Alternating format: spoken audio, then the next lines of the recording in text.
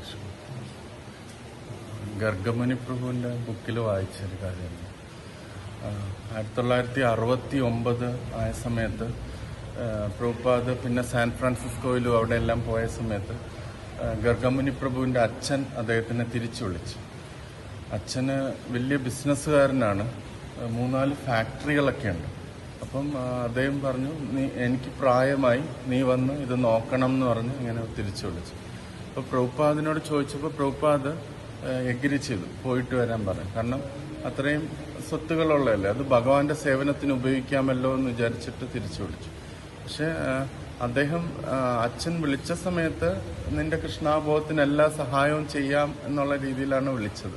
പക്ഷെ അവിടെ ചെന്നപ്പം ഇതായിരുന്നു, വളരെ തന്ത്രപൂർവ്വം അദ്ദേഹത്തിനെ മാറ്റാനായിരുന്നു ശ്രമിച്ചത്. അപ്പം അദ്ദേഹം ഒരു ദിവസം അദ്ദേഹം കുടിക്കുന്ന സൂപ്പിൽ, വെജിറ്റേറിയൻ സൂപ്പിൽ ഒരു മീറ്റ് ഒഴിച്ച് കൊടുത്തു.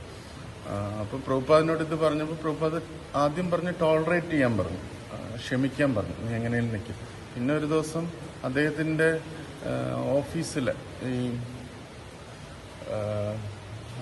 ഓഫീസിൽ കുറച്ച് സ്ത്രീകളുണ്ട്.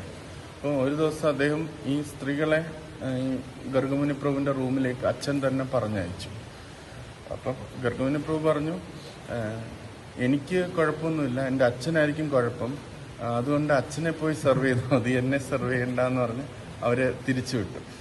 അങ്ങനെ അപ്പോൾ ഇതൊക്കെ ആയപ്പോഴത്തേനും പ്രഭുപാദ് തിരിച്ചു വിളിച്ചു അദ്ദേഹത്തിന്.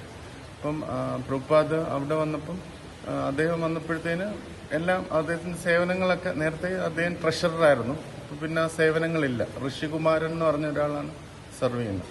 പക്ഷെ അദ്ദേഹം എന്ത് ചെയ്തു വെച്ചാൽ ടെമ്പിള് അപ്പോഴത്തേനും 26 സെക്കൻഡ് അവന്യൂ എന്ന് ടെമ്പിള് മാറി, അത് വേറൊരു സ്ഥലത്തേക്ക് 61 സെക്കൻഡ് അവന്യൂ എന്ന് പറഞ്ഞൊരു സ്ഥലത്തിലേക്ക് മാറിയത്. അത് പണ്ട് ആദ്യം ഒരു ഗിഫ്റ്റ് ഷോപ്പായിരുന്നു 26 സെക്കൻഡ് അവന്യൂ. ഈ 61 സെക്കൻഡ് അവന്യൂ ഒരു ടൈലർ ഷോപ്പായിരുന്നു. അപ്പം അതിലാണ് ഇപ്പോഴത്തെ പുതിയ ടെമ്പിൾ ഇരിക്കുന്നത്. അപ്പം എല്ലാവരും കോട്ടൊക്കെ തയ്ക്കാൻ അവിടെ വരും. അപ്പോൾ ഓരോ ഇങ്ങനെ അലമാരകളുണ്ട്, കണ്ണാടിയുണ്ട്. അപ്പം ഇവരെന്ത് ചെയ്തെന്ന് വെച്ചാൽ ഈ അലമാര എടുത്തിരിക്കുന്ന ഭാഗം മാറ്റിയിട്ട് അവിടെ പ്രഭുപാദിനെ വ്യാസാസനം ഒരുക്കി അങ്ങനെ ഇരുത്തി. പിന്നെ ഈ കണ്ണാടികളിലെല്ലാവരും ഭഗവാന്റെ പല പല പിക്ചേഴ്സൊക്കെ വെച്ച് അങ്ങനെ നല്ലൊരു മറ്റേ ടെമ്പിളിന് കാട്ടിലും കുറച്ച് വലിയ ടെമ്പിളാണ് 61 സെക്കൻഡ് അവന്യൂ. അപ്പം അദ്ദേഹം ഗർഗമുനി പ്രഭു വന്നിട്ട് അദ്ദേഹം ആദ്യം ഒരു ഷോപ്പ് ഉണ്ടാക്കി. പ്രഭുപാദിന്റെ ആ ടെമ്പിളിലേക്ക് കയറുമ്പം ഒരു ഷോപ്പ് ഉണ്ടാക്കി.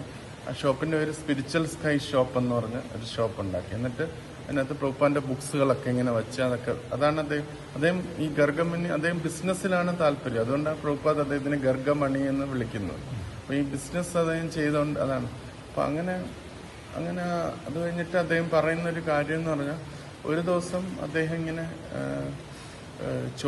പ്രഭുപാദിനോട് ചോദിച്ചത്, ഞങ്ങള് അങ്ങേ എങ്ങനെ ഞങ്ങൾക്ക് പ്ലീസ് ചെയ്യാൻ പറ്റും, അങ്ങേ എങ്ങനെ തൃപ്തിപ്പെടുത്താൻ പറ്റും എന്ന് ചോദിച്ചു.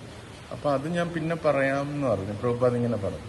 എന്നിട്ട് പ്രഭുപാദ് തന്നെ തിരിച്ചു ചോദിച്ചു, ഞാൻ പ്ലീസ്ഡ് അല്ല എന്ന് നിങ്ങൾക്ക് തോന്നുന്നുണ്ടോ എന്ന് ചോദിച്ചു.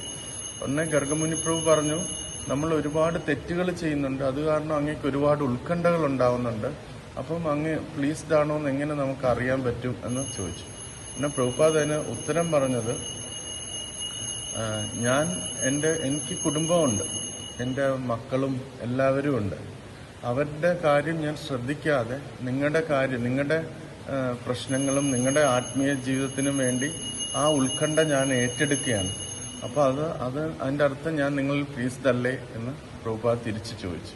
അപ്പം ഗർഗമുനി പ്രഭു അതിനകത്ത് ഉത്തരം പറഞ്ഞത്, ഒരു സ്പിരിച്വൽ മാസ്റ്റർ നമുക്ക് നിർദ്ദേശങ്ങളും ഗൈഡൻസും തരുന്നുണ്ടെങ്കിൽ ചിലപ്പോൾ അദ്ദേഹം വഴക്കായിരിക്കും പറയുന്നത്, ചിലപ്പോൾ സ്നേഹത്തോടെ ആയിരിക്കും പറയുന്നത്. പക്ഷെ അദ്ദേഹം നമുക്ക് ഗൈഡൻസ് കണ്ടിന്യൂസ് ആയിട്ട് തരുന്നുണ്ടെങ്കിൽ അതിൻ്റെ അർത്ഥം അദ്ദേഹം നമ്മളിൽ പ്ലീസ്ഡ് ആണ് എന്ന് അതിനകത്ത് അദ്ദേഹം സാക്ഷാത്കാരം പറഞ്ഞു.